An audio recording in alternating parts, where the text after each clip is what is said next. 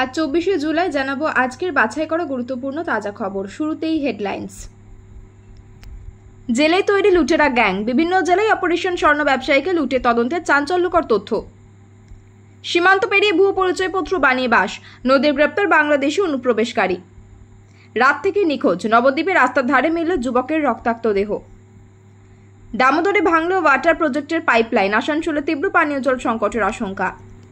পূর্ব বর্ধমান জেলার কাটোয়ার রাজুয়া গ্রামে বোমা বিস্ফোরণের ঘটনায় এনআইএ তদন্ত চেয়ে কলকাতা হাইকোর্টে মামলা করেন যুব তৃণমূলের পূর্ব বর্ধমান জেলার সহ সভাপতি শুভেন্দু দাস।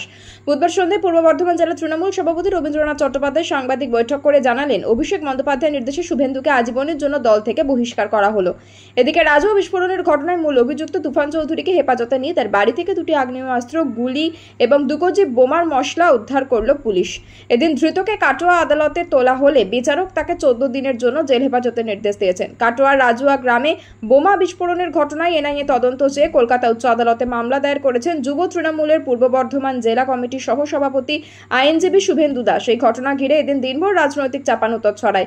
রাতে সাংবাদিক বৈঠক করে কাটোয়ার বিধায়ক রবীন্দ্র চট্টোপাধ্যায়। গত 4 জুলাই রাতে কাটোয়া থানার রাজুয়া গ্রামে একটি বাড়িতে বসে বোমা বাঁধার সময় বিস্ফোরণ ঘটে। বেশ কিছু বোমা একসাথে ফেটে গিয়ে ঘটনাস্থলে মৃত্যু হয় বীরভূম জেলার নানুর থানা এলাকার বাসিন্দা বরকত কারিগর নামে এক দুষ্কৃতীর। জখম হয় রাজুয়া গ্রামের বাসিন্দা তুফান চৌধুরী সহ 3 জন। তুফানকে পুলিশ উদ্ধার করে হাসপাতালে ভর্তি করে, বাকি 2 জন পালিয়ে গিয়েছিল। পরে তুফান সহ মোট 13 জনকে রাজুয়া বিস্ফোরণ কাণ্ডে গ্রেপ্তার করা হয়। তুফান চিকিৎসাধীন ছিল, সুস্থ হলে গত সপ্তাহে তাকে নিজেদের হেফাজতে নিয়েছিল পুলিশ। পুলিশ সূত্রে জানা গিয়েছে, টানা জেরা করে ধৃত তুফান চৌধুরীর বাড়ি থেকে 2টি দেশি পাইপগান, 3 রাউন্ড গুলি এবং 2 কেজি বোমার মশলা উদ্ধার করেছে। জগৎবল্লভপুরের এক স্বর্ণ ব্যবসায়ীর সোনা ছিনতাইয়ের ঘটনায় তদন্তে নেমে চাঞ্চল্যকর তথ্য পুলিশের হাতে। জেলে বসেই তৈরি হচ্ছে অপরাধের ছক। সংশোধনাগার থেকে ছাড়া পেয়েই করা হচ্ছে অপরাধ। তৈরি 30 থেকে 35 জনের গ্যাং, রাজ্যের বিভিন্ন এলাকায় চুরি ছিনতাই করছে এরা। অপরাধীদের খোঁজে রাজ্যের সব জেলার পুলিশ একযোগে শুরু করেছে তল্লাশি। জগৎবল্লভপুরের ঘটনায় ধৃত 6 জনকে জেরা করে এমনই বিস্ফোরক তথ্য পেয়েছেন তদন্তকারীরা। এক সপ্তাহ আগে গত মঙ্গলবার জগৎবল্লভপুরের বড়গাছি এলাকার স্বর্ণ ব্যবসায়ী প্রদীপ দেবনাথের উপর হামলা করে একদল দুষ্কৃতী। মঙ্গলবার রাতে তিনি দোকান বন্ধ করে বাইকে করে ফিরছিলেন। সেই সময় হুগলি এবং হাওড়ার মাঝখানে তেলিহাটির কাছে তার পথ আটকায় 3 দুষ্কৃতী। অভিযোগ, তার টাকার ব্যাগটি ছিনিয়ে নেওয়ার চেষ্টা করে দুষ্কৃতীরা। তিনি বাধা দেওয়ায় তার মাথায় কোদালের বাট দিয়ে মারা হয় বলেও অভিযোগ। তারপর ছিনতাইবাজরা তার টাকার ব্যাগ এবং কিছু গয়না নিয়ে পালিয়ে যায়। ঘটনা তদন্তে নেমে 6 জনকে গ্রেপ্তার করে পুলিশ। হদিশ মেলে বড়গড় গ্যাংয়ের। ধৃতদের জিজ্ঞাসাবাদ করে পুলিশ জানতে পারে জেলে বসেই তারা অপরাধের পরিকল্পনা করে। কোনো না কোনো সময় তারা একসঙ্গে জেলে ছিল। গ্যাংয়ের সবাই একসঙ্গে চন্দননগর বর্ধমান জেলে একসাথে সাজা কাটিয়েছে। জেলে বসেই শুরু হয় পরিকল্পনা। পুলিশ আরও জানতে পেরেছে, গ্যাংয়ের সদস্যরা রাজ্যের বিভিন্ন এলাকায় চুরি ছিনতাই করছে। গ্যাংয়ের বাকিদের খোঁজে রাজ্যের সব জেলার পুলিশ একযোগে শুরু করেছে তল্লাশি। হাওড়া গ্রামীণ জেলা পুলিশ সূত্রে জানা গিয়েছে, ধৃতদের জিজ্ঞাসাবাদ করেছে কলকাতা পুলিশের একটি দলও। হুগলি পুলিশ, মেদিনীপুর পুলিশ সহ একাধিক জেলা পুলিশও এই দুষ্কৃতীদের হেফাজতে নিয়ে প্রয়োজনে জিজ্ঞাসা করতে পারে। হাওড়ার গ্রামীণ জেলা পুলিশ সুপার সুবিমল পাল বলেন, আমরা গোটা গ্যাংকে ধরার চেষ্টা করছি। সীমান্ত পেরিয়ে এপারে এসে বসবাস, অবৈধভাবে দেশের ভুয়ো পরিচয়পত্রও তৈরি করা হয়েছিল। সেই ভুয়ো পরিচয়পত্র নিয়ে রাজ্যের বিভিন্ন জায়গায় থেকে রাজমিস্ত্রির কাজ করতেন তিনি। শেষ পর্যন্ত পুলিশের হাতে গ্রেপ্তার ওই বাংলাদেশি অনুপ্রবেশকারী। ঘটনাটি নদিয়া চাপড়া। ধৃতের নাম রাসেল ইসলাম। এছাড়াও একজন দালালকে গ্রেপ্তার করেছে পুলিশ। জানা গিয়েছে, রাসেল ইসলামের বাড়ি বাংলাদেশের পঞ্চগড় এলাকার বাসিন্দা। বেশ কয়েক বছর আগে ওই যুবক সীমান্ত পেরিয়ে অবৈধভাবে ভারতে প্রবেশ করেছিলেন। নদিয়া চাপড়া সীমান্ত এলাকা দিয়ে ঢুকেছিলেন তিনি। দালালের মাধ্যমে ওই এলাকায় প্রথমে গা ঢাকা দিয়েছিলেন। দালালের মাধ্যমে এদেশের ভুয়ো পরিচয়পত্র তৈরি করা হয়েছিল। সেই পরিচয়পত্র নিয়ে রাজ্যের বিভিন্ন জায়গায় থাকতে শুরু করেন ওই যুবক। বিভিন্ন এলাকায় রাজমিস্ত্রি হিসেবে কাজও করেছেন বলে খবর।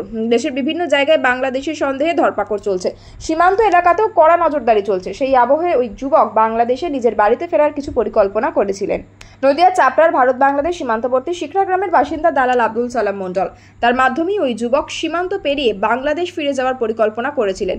মঙ্গলবার গভীর রাতে ওই যুবক দালালের মাধ্যমে গোপনে সীমান্ত পেরোনোর ছক করেছিলেন। গোপন সূত্রে খবর পেয়ে চাপড়া থানার পুলিশ সেখানে হানা দেয়। পাকড়াও করে জিজ্ঞাসাবাদ শুরু হয়। কিছু সময় জেরাতেই ভেঙে পড়েন ওই যুবক। সত্য জানার পর ওই যুবককে গ্রেপ্তার করে পুলিশ। পাশাপাশি ওই দালালকেও গ্রেপ্তার করা হয়েছে। ধৃতদের আজ বুধবার কৃষ্ণনগর আদালতে তোলা হয়েছিল। কেউ বা কারো ফোন পেয়ে রাতে বাড়ি থেকে বেরিয়ে গিয়েছিলেন যুবক। রাতে আর তিনি বাড়ি ফেরেননি। এদিন সকালে বাড়ির অদূরে মিলল ওই যুবকের রক্তাক্ত মৃতদেহ। চাঞ্চল্যকর ঘটনাটি ঘটেছে নদিয়ার নবদ্বীপে।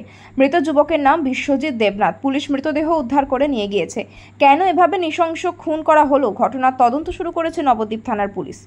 বিশ্বজিৎ দেবনাথের বাড়ি নবদ্বীপে 3 কাটা এলাকার। মৃত যুবকের মা সন্ধ্যারানী দেবনাথ জানিয়েছেন, গতকাল মঙ্গলবার রাতে ছেলে বাড়িতেই ছিল।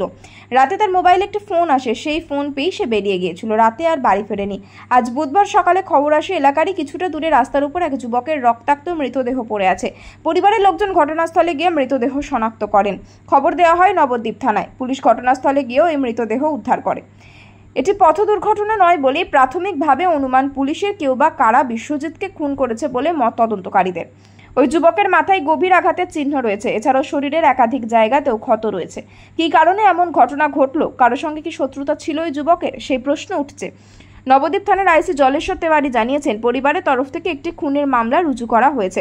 মৃতদেহ উদ্ধার করে ময়নাতদন্তের জন্য পাঠানো হয়েছে। মৃতদেহ উদ্ধারের ঘটনায় চাঞ্চল্য ছড়িয়েছে এলাকায়। দামোদর নদীর উপর ভাঙল কালাঝুরিয়া ওয়াটার প্রজেক্টের পাইপলাইন। বুধবার আসানসোলের বার্নপুরে ভেঙে পড়ে পাইপলাইন। মাঝ নদীতে বিচ্ছিন্ন হয়ে যায় ওয়াটার প্রজেক্ট।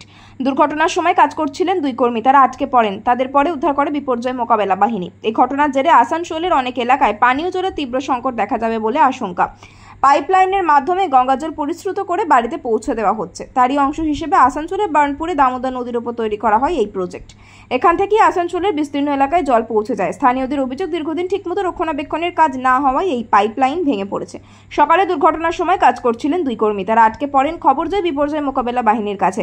বোট নিয়ে আটকে কর্মীদের উদ্ধার করেন বিপর্যয় মোকাবেলা বাহিনীর সদস্যরা।